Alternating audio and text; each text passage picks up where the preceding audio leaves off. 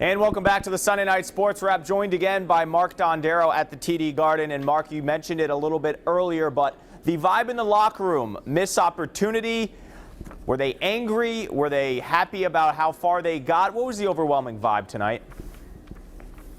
I mean, the big word that I thought of was disappointed. They looked disappointed. They didn't look overly mad about what happened, not angry necessarily. Just bummed out. They would have liked to have won the series, obviously, but they feel like they did everything they could do. I don't know if it was a little bit of a lack of confidence going against a team that they didn't beat during the regular season. They feel like they gave it a good run, but it was disappointing. When I walked in, Zdeno Chara was kind of talking to Charlie McAvoy. Didn't look like he was, McAvoy, it's not like he was crying or anything like that, but maybe some last-minute tutelage, some advice from the senior member of the Bruins. So, they were disappointed, but they felt like they were and should be proud of kind of what they did down the stretch and in this playoff series.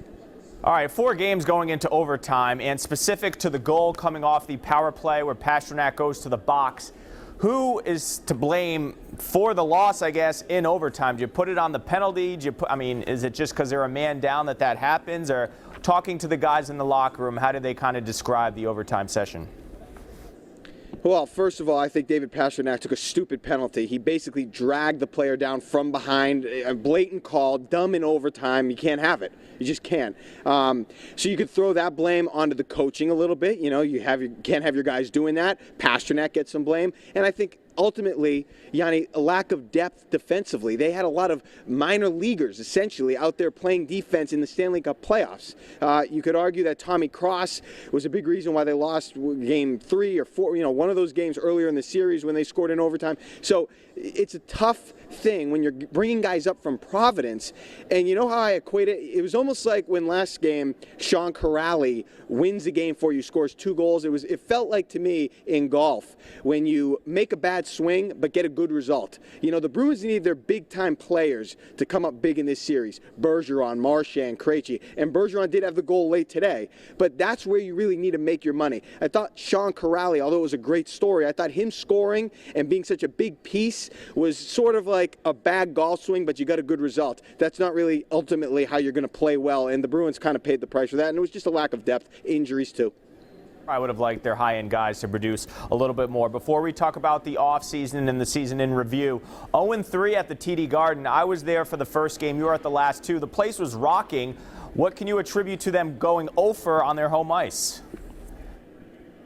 Well, a couple things. Number one, I don't think home ice advantage, home court advantage, home whatever advantage in the NHL playoffs is as big of a deal as it is in other sports, basketball, football, baseball. I think it's the least big of deal in terms of the 4 major sports. So that's number one. It happens a lot where home ice is rendered moot, essentially, moot. So that's part of it. But yeah, I don't know. I just think they dropped the ball. If you remember when Bruce Cassidy was named interim head coach, one of the first things he said was they want to make the Garden, I forget exactly how he phrased it, but essentially they want to make the Garden a tough place to play, a tough place for opponents to come in and win. They did that a little bit more during the regular season. It was better than it was, but during the playoffs, obviously this series, nothing. The big question going into the offseason, will Bruce Cassidy get the interim tag ripped off? Will he be their full-time head coach going forward?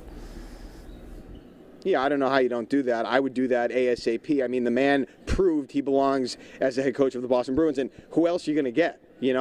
This guy really righted the ship, and you can talk about Tuukka Rask played better or the goaltending was better down the stretch, and Claude, could have been a beneficiary of better goaltending down the stretch had he still been here. I'm not buying that. Bruce Cassidy came in, he changed the attitude, he held people accountable, he called out Tuukka Rask late in the year, he said Tuukka needs to be better. I think people gravitated towards him. I think they fed off of him, and I think he's a guy that earned his stripes. I mean, they were positioned to not make the playoffs if it had gone the way it was going with Claude Julien. Cassidy comes in. They go on, I forget the numbers, but a long winning streak. They win a lot of games. A great end to the regular season, get into the playoffs, and then they make a run here against a team that they had no business beating, really, because they had lost to them in 4 straight games during the regular season, dating back to last year. The Senators essentially owned the Bruins. They gave them a run for their money. It wasn't perfect, but this man should be the next head coach, not interim, the next head coach of the Boston Bruins. With all that being said, when you look back at it, was this season a success? I think so. I think the way it ended was a success. It's never going to taste like a success, especially when I think back to Game 2, blowing a 3-1 lead in the third period in Ottawa. Now, we just talked about how useless home ice advantage was for the Bruins in this series, so who knows what could have happened. But being up 0-2 could have changed everything. I think ultimately it was a success. You've uncovered Charlie McAvoy. He looks like a stud, a budding star. You did get back into the playoffs. There's things to do, but I'm not going to call it a failure based on what you've been doing the last 2 years and based on the way it was going under Claude Julien. They get back into the playoffs. Success. Tempered, but a success. All right, last one. You mentioned McAvoy. They have Pastrnak, some young guys coming up through the system. Their core veterans coming back. How do you see this team going into the offseason? Will they be in position next year to actually win a series? Because it's been now since 2013 since they actually won a playoff series. Yeah, they could be in position to win a series, but who really cares about that? We're not interested in that. We want them to win the Stanley Cup. That's what this region wants. You know what I'd love to see? And obviously, I'm getting greedy here. Get Bill Belichick on the line, get him in as a GM or something, and make the Bruins do what the Patriots did this offseason. I want big names. I want people coming in here. They need a big name. I was just thinking before we actually taped this, I'm starving for a big name signing by the Boston Bruins. I want a star. I want Steven Stamkos. I don't know if that's a realistic goal, but somebody of that ilk, a star in this league that can come in here, be a name, be a star, show up, score goals. That's what I like to see. Again, I'm not scouring the wire of NHL free agents daily or NHL trade rumors, but I'd love to see it, and they need the help, especially a skill guy offensively.